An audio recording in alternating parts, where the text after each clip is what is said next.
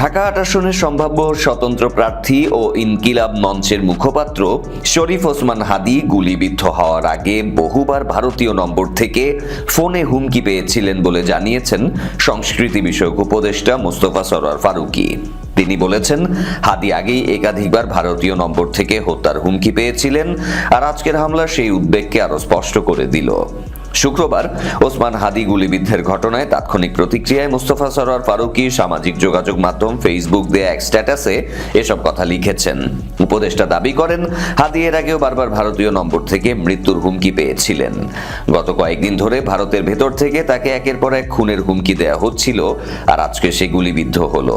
মোস্তফা সরোয়ার ফারুকী বলেন, আমরা এখনো জানি না কারা এই হামলা করেছে, কিন্তু যারাই ঘটাক এর দায় এড়ানো যাবে না। এই হামলা শুধু একজন প্রার্থীর ওপর আক্রমণ নয়, এটা বিরোধী কণ্ঠকে ভয় দেখানোর চেষ্টা।